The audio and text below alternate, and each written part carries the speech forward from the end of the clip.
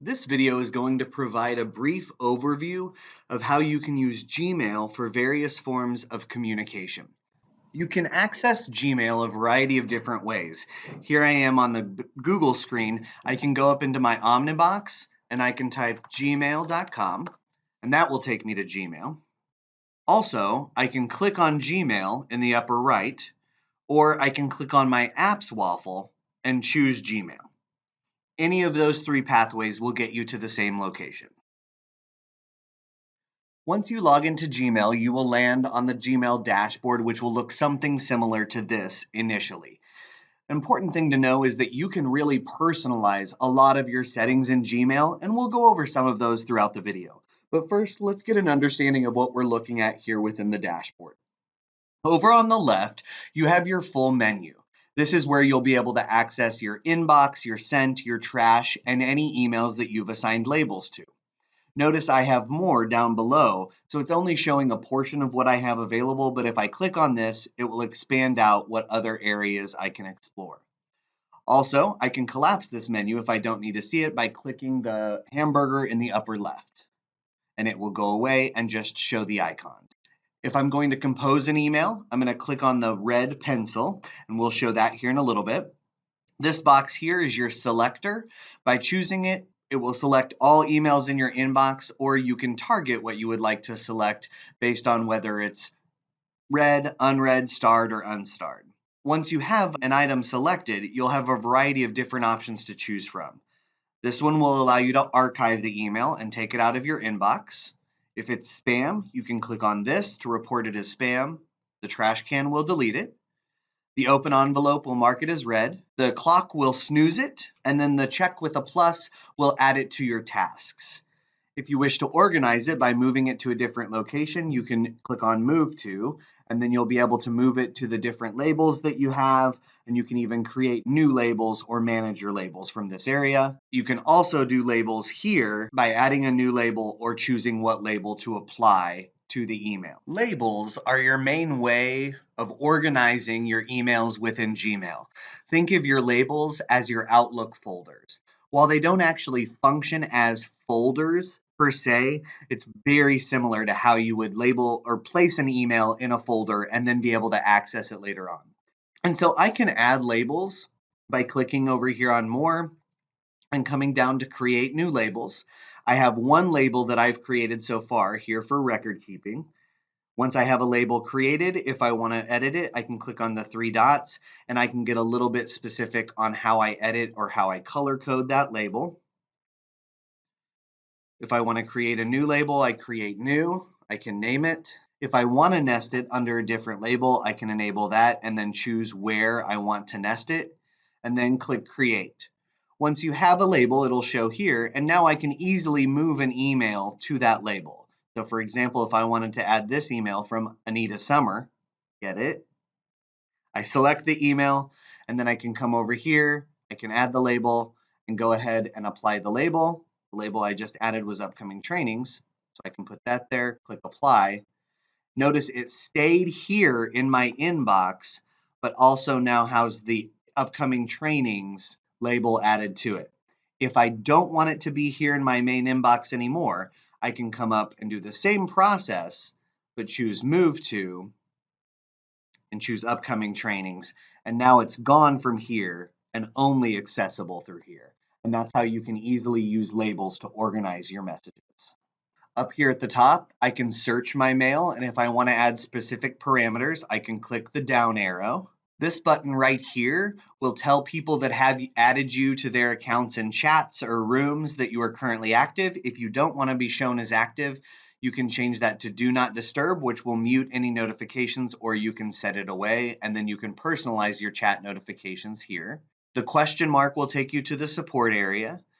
As with all of the other apps, the gear will take you into your settings, and then you also have access to your apps waffle.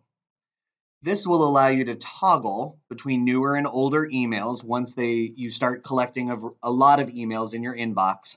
And then this option here will turn on a reading pane similar to Outlook, where when you click on an email, it will preview it here and you can interact with that email. If you want to turn the reading pane back off, all you need to do is click on the button again and the reading pane goes away. Over along the right, you have the side panel, similar to the other apps. If you don't want to see the side panel, you can click the arrow and can collapse it. Over along the left, beneath the menu, you also have your chat area, your chat room area, and your Google Meet area. So this will allow you to communicate in a variety of different ways with your teammates.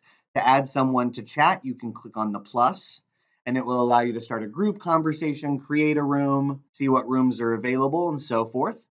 If you want to create a chat room for your team, you can click on the plus here and then choose create room and create a room that will allow you to interact in that room threaded environment with your team. And I'll show an example of what that might look like. So when you go into a room that you have created, you have threads with individual messages. You can launch new threads as well.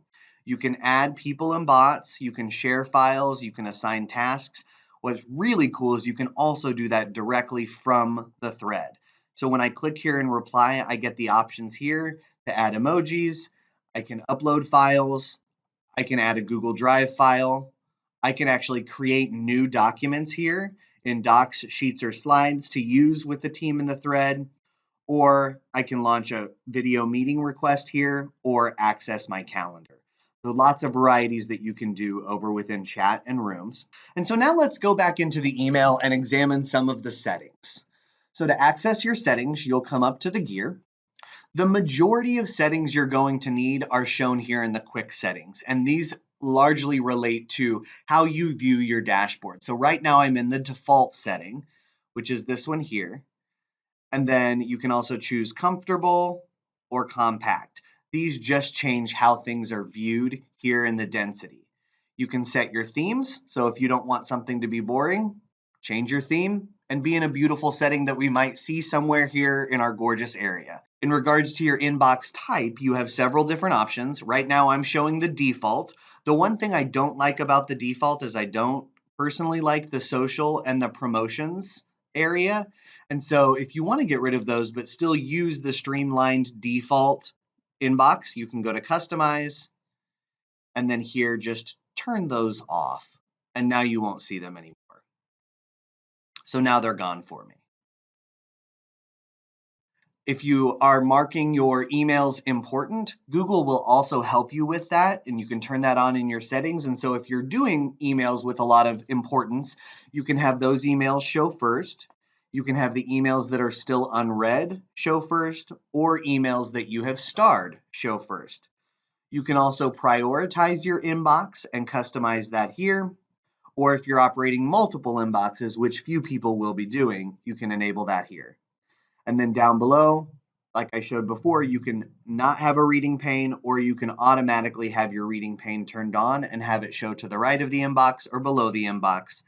And then if you like for your emails to be condensed into conversations, you can enable that. Now, before I go to see all settings, I want to provide the disclaimer that, as I said before, there are a plethora of settings that you can manipulate in Gmail. We are really just going to look at a select few, but when I go into this area, it might seem a little overwhelming. And so just try to ignore stuff and really only focus in on what you think aligns with how you've been using email in the past. So when I click See All Settings, it takes me to the full settings portion of my email account. This is where I can do things such as language, phone numbers. I can set how many conversations show per page. One thing you will want to come do is choose your undo send settings. So this is if you send an email, but then you realize there was a mistake, you're able to unsend that email. And this tells you how long you have that option. I find that it's always best just to choose the maximum of 30 seconds. Another setting you may want to enable is the send and archive. What this does is when you reply to an email, it will archive the email that you received once that you have provided that response. If you keep hide send and archive button, then what it does is you'll send your email, the one you received will still stay in your inbox where you can organize later. You can set your default text. You can enable grammar, spelling, and autocorrect or smart compose where it predicts what you might want it to say. You can enable your desktop notifications. One of the big settings that most people will use is the signature area. So to create a new signature, you can click Create New, you'll give it a name, and then you can come over here and add whatever content you would like to your signature. For existing signatures that you have here, if you wish to edit it, you can just go to the pencil and edit that as well. Over here in the signature, if you want to include images or badges that you've earned in your signature, you can easily do that by coming over and inserting an image right from here. Then you'll want to choose your signature defaults. So I use the same signature for new emails and for replying and forwarding, but you can specify whether you want to do that or use different signatures. And then the last big setting that most people will want to use is the vacation responder. So that way, if you're gone, people know that it's going to be a delay in your response. And you can build that responder right here and set those settings as well. The most important thing to remember when you manipulate any of the settings is to save the. When in an email, you'll be able to read the text. I get those auto reply options right here. And then I can also reply all, or forward down below. I can also access these options and a variety of others by coming over here to the three dots and choosing those, and then I can access all of these options to interact with the email. If I'm going to simply reply, I click reply. Once you've typed your response, you can send it. You can click the arrow to schedule the send. Down here, I can add my attachments, hyperlinks, I can insert files from my drive, or I can insert a signature if I want my signature to be there and I don't have it set to default to send. And then when you're ready to send, click send, and that email is now sent. Writing a new email is very similar. You'll just click the pencil to compose, add your recipients. Notice when I started typing, anyone that is within our school system or in your contacts will list as an option and auto-populate there. So you can choose that, add your subject, come in, type your message, and then again, you can come down here. Since I have Bitmoji enabled, I can access my Bitmoji options right here, or I can do the same options that I could do whenever I was replying to the email, and if I'm ready to send, I can click send. If I want to work with this in a bigger screen, I can click on the arrows to pop it out. And that is a brief overview of your new Gmail account and a variety of settings that can make your communicating with your teams and your students even more efficient.